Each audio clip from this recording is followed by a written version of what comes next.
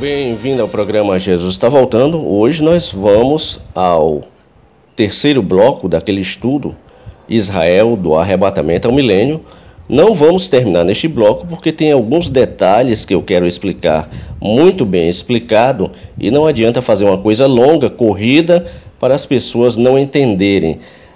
Esse bloco e o próximo tem uns detalhes muito interessantes. Nós havíamos terminado o segundo bloco falando da fuga dos judeus, quando o anticristo vai assentar lá no templo, vai exigir adoração, e os judeus não vão adorar homem, e ele vai dizer, então vocês vão ser mortos. E aí ele baixa um decreto para perseguir e destruir os judeus, e só lembrando que nesta época da tribulação, não vai ser só judeu que vai ser morto, todos os que não professarem, todos os que não entrarem dentro do sistema do anticristo serão perseguidos e mortos. Então os estudiosos dizem que este povo que vai fugir lá de Israel vai se refugiar em Petra. Mas com que base bíblica eles podem dizer isso? Em Isaías 63 está dito assim: quem é este que vem de Edom, de Bosra? Porque Petra é nesta região de Edom e de Bosra, com vestes tintas, este que é glorioso em sua vestidura, que marcha com sua grande força. Eu que falo em justiça, poderoso para salvar. Por que está vermelha a tua vestidura e as tuas roupas como as daquele que pisa no lagar? Eu sozinho pisei no lagar, e dos povos ninguém ouve comigo. Eu os pisei na minha ira, e os esmaguei no meu furor, e o seu sangue salpicou as minhas vestes, e manchei toda a minha vestidura. Então os estudiosos dizem que esse remanescente que vai fugir vai para Petra por causa desta passagem aqui em Isaías, que é este que vem de Edom, de Bosra. Porque quando o anticristo cercar todo Israel, tudo indica que ele vai se chegar lá nessa região onde os judeus estão refugiados para tentar destruí-los. Mas aí você pode perguntar, com todo o poderio que o anticristo tem, por que ele não destrói logo ali Petra, sabendo que eles vão estar lá? Pelos simples fatos que nós já mostramos, e eu vou mostrar de novo, Apocalipse 12, verso 6, que diz: e a mulher, essa mulher Israel, fugiu para o deserto, onde já tinha lugar preparado por Deus. Então, quem preparou o lugar já para os judeus se refugiarem é Deus. Para que ali fosse alimentada durante 1260 dias, ou seja, 3 anos e meio, 42 meses. Então, este lugar foi preparado por Deus. Por isso que o anticristo não vai poder chegar lá, porque Deus não vai deixar, até que seja a última hora. Então a questão, essa batalha final agora, é para ver quem vai tomar posse da terra e quem vai destruir o povo de Deus. O inimigo é teimoso, vai tentar destruir o povo de Deus, que eu falo aqui, Israel. O inimigo vai tentar destruir e não vai conseguir. Então Deus é que vai proteger esta localidade. Isso vai permitir que ele chegue lá no final para se cumprir essa passagem aqui de Isaías 63. E nós vamos ver tudo isso bem mastigado. Mas, para entendermos o que é essa região, quem era este povo que construiu Petra? Porque foi uma cidade esculpida na rocha. Hoje em dia ela serve apenas para turismo. As pessoas lá que estão lá na Jordânia vão fazer uma visita lá a Petra. Mas já foi um local muito importante e por isso que eu vou demorar nessas explicações para você entender o que é essa região de Edom, de Bosra. Então vamos ver aqui o que é essa cidade e quem foi o povo que construiu lá em Petra.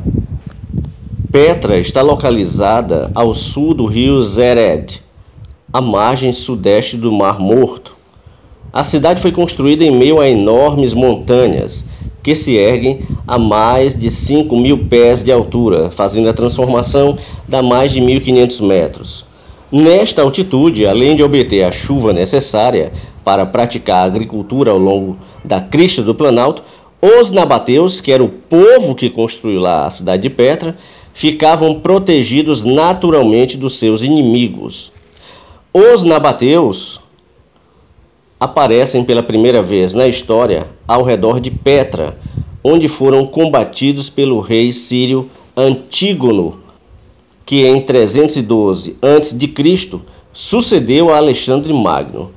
Ainda que suas origens não estejam suficientemente esclarecidas, sabemos que os nabateus eram nômades e condutores de caravanas, tornando-se o povo de comerciantes mais importante do norte da Arábia. Eles dominaram os caminhos de caravanas entre o Golfo Pérsico e o Mar Vermelho. Souberam tirar proveito da sua localização cobrando impostos e oferecendo serviços de segurança e proteção contra os assaltantes. O curioso é que eles mesmos foram considerados uma tribo de salteadores que vivia do saque das caravanas que passavam pela região. A compra de especiarias por parte do Império Romano, além de objetos de luxo como as sedas e os perfumes, levou a uma intensificação das rotas comerciais para a China e Índia. A rota destas caravanas passava por Petra, então veja que era um local bastante movimentado e que rendia muito dinheiro.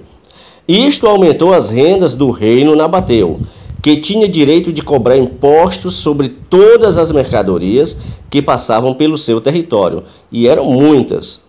Talvez com a finalidade de controlar estas rotas e de tirar ainda mais proveito de sua privilegiada localização, os nabateus fundaram uma série de cidades pousada no Negueb e ao norte do Sinai. O ponto culminante do reino nabateu foi durante o reinado de Aretas III Fileleno, que reinou de 84 a 56 a.C. e conquistou Damasco. Foi sob o domínio de Aretas IV, que reinou de 9 a.C. até 40 d.C., que Paulo teve que fugir de Damasco por cima do muro através de cordas. Esta passagem ela está em 2 Coríntios, capítulo 11, verso 32, que diz assim: em Damasco, que governava sobre o rei Aretas, pôs guardas às portas da cidade dos damascenos, para me prenderem. E fui descido num cesto por uma janela da muralha, e assim escapei das suas mãos. Então está aí a citação dentro da Bíblia desse rei Aretas. Por volta de 1200 a.C., a região onde se encontra a cidade de Petra foi ocupada pelos Edomitas e chamada de Edom. Por isso que essa passagem, Isaías 63, fala de Edom e de Bosra. Os Edomitas controlavam as rotas comerciais do sul da Arábia até o norte de Damasco. Embora pouco se saiba sobre os Edomitas, as marcas da avançada cultura que possuíam ficaram em tecidos, escritas, cerâmica e metais. A partir do século VII, quem deixou marcas históricas da cidade de Petra foram os nabateus. Parece que eles se assentaram pacífica e vagarosamente com os edomitas, que naquela época estavam em processo de migração para o sul de Israel. No final do século IV, os nabateus já estavam definitivamente estabelecidos em Petra. Petra devia sua prosperidade à sua posição estratégica no caminho das rotas das caravanas entre a Arábia, o Mar Vermelho e o Mar Mediterrâneo. Além disso, ela era bem protegida em uma fenda profunda, onde a água era abundante. Foi a abertura das rotas marítimas na época romana que deu o golpe final a Petra e aos nabateus. Petra chegou a ser ocupada pelos romanos, conquistada pelos árabes e depois pelos cruzados, e ela foi completamente esquecida até sua redescoberta em 1812 por um viajante suíço, Johann Ludwig Burckhardt. Ele estava andando e descobriu a cidade de Petra ocasionalmente.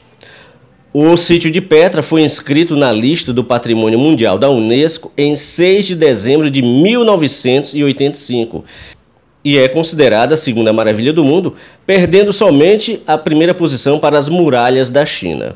Petra ela é famosa por algumas características. Primeiro, pelo seu comércio de especiarias, incenso, pimenta e de objetos de luxo, como as sedas e os perfumes, através de intensas rotas comerciais para a China, Índia, Egito, Grécia, Roma e Síria. A segunda característica é a sua engenharia hidráulica, com seus sistemas de conservação de águas e diques para conter as enchentes, e o volume de águas que eram acumuladas na época da chuva. E Petra era também um lugar importante para a hospedagem de caravanas, pela abundância de água, a segurança oferecida, a variedade de suprimentos e de objetos de todos os lugares que poderiam ser comprados ali. Então era uma rota, era um local de grande comercialização, de muita soma de dinheiro. Só mais algumas curiosidades sobre Petra. Às 7 horas, as rochas refletem cores pálidas. Às 13 horas, vibram entre o rosa e o vermelho. Nos pontos escavados e esculpidos, as pedras de arenito também ficam num tom rosado. Então é uma visão muito linda. Por algumas fotos que eu coloquei aí, você já tem a dimensão de como é bela a cidade de Petra, hoje um local turístico. Agora, como foi a decadência lá de Petra? Após fortes terremotos, Petra virou uma cidade fantasma. As casas foram destruídas, restando apenas tumbas, um teatro com 8.000 lugares e mais de 800 monumentos. Esses desastres naturais influenciaram intensamente a moldura da cidade rochosa, já que 95% dela são de curvas naturais. Aí está a descrição da cidade de Petra e do povo nabateu que esculpiu nas rochas. Será um tempo muito difícil, não só para os que ficaram para trás, como para o povo judeu.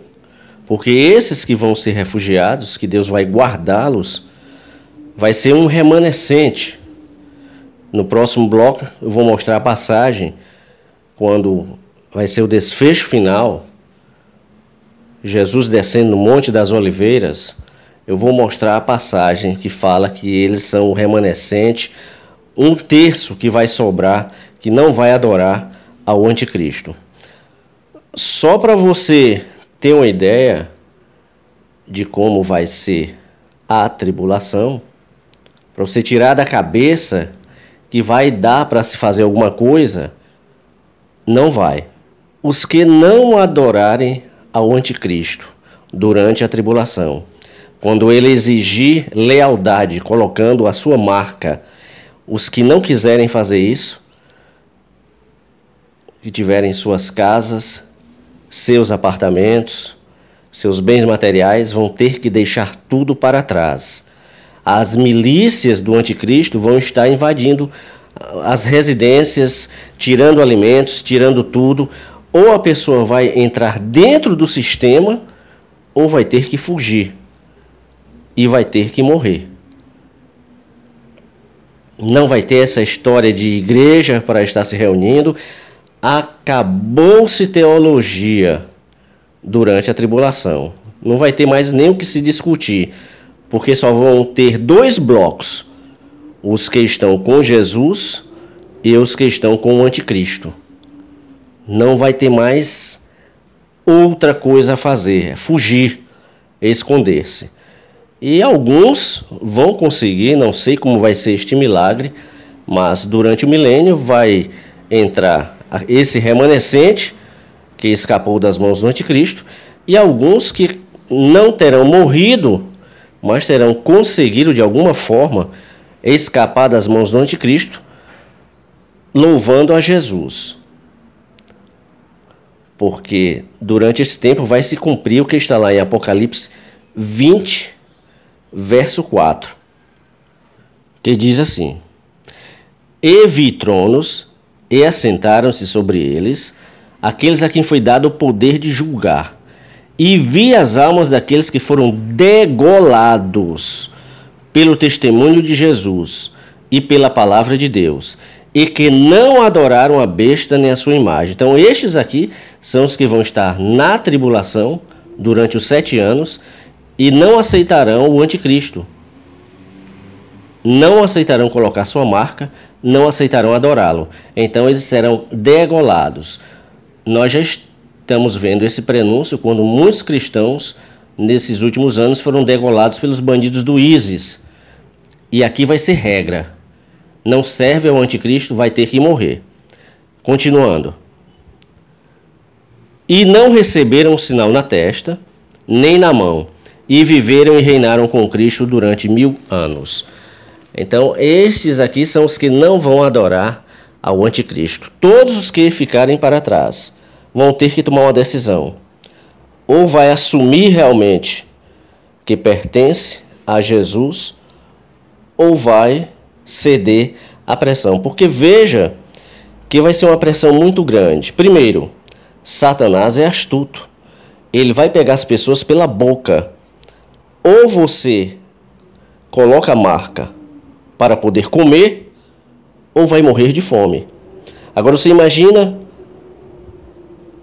os pais, porque durante a tribulação, antes da tribulação, no dia do arrebatamento, todos os bebês, todas as crianças, todos os fetos, esses vão sumir. Mas durante a tribulação vai nascer crianças. Agora você imagina um pai e uma mãe que tem uma criança, e para ela poder comprar o leite, comprar comida, ou ela coloca a marca, ou vai ver seu filho morrer de fome. Entenda como vai ser o drama das pessoas durante os 7 anos de tribulação. Nós não temos a dimensão de imaginar como vai ser isto aqui. Já expliquei diversas vezes. Os demônios, as situações. É um tempo único, Mateus 24. Jamais aconteceu, jamais vai acontecer. Então os pais vão entrar no desespero. Se ele não tiver uma fé realmente, que deveria ter tido para participar do arrebatamento, se ele não tiver uma fé mesmo profunda, muitos vão ceder à pressão. Por isso que está dito, se os tempos não tivessem sido abreviados, nenhuma carne se salvaria. Porque muitos vão ceder à pressão. A boca vai falar mais alto, o estômago vai falar mais alto. Só para você ter uma ideia dos tempos que estão para começar. E no próximo bloco, no bloco 4, nós vamos ver o retorno de Jesus com os que foram arrebatados 7 anos antes. Desceremos com o Senhor e ele vai colocar no lago de fogo. No bloco passado eu falei da morte, mas eles serão colocados vivos, o falso profeta e o anticristo, lá no lago de fogo. Eles vão inaugurar o lago de fogo. Vão ser jogados vivos, Satanás será preso por 1000 anos, e aí começará o milênio. Jesus governando diretamente de Jerusalém, do Monte Sião. Os que foram arrebatados terão um corpo glorificado, e vai ser esse desfecho. No próximo bloco nós vamos falar mais detalhes também sobre uma profecia tremenda que vai acontecer, que é sobre a porta dourada. Fantástico o que você vai ouvir, o porquê que esta porta está lacrada até hoje. E nós vamos findar essa parte e com certeza entraremos em um 5º bloco, falando só sobre a posição de Jerusalém, Israel, durante o milênio. Israel é para sempre, doa a quem doer. Deus te abençoe poderosamente e fique ligado no programa Jesus está voltando.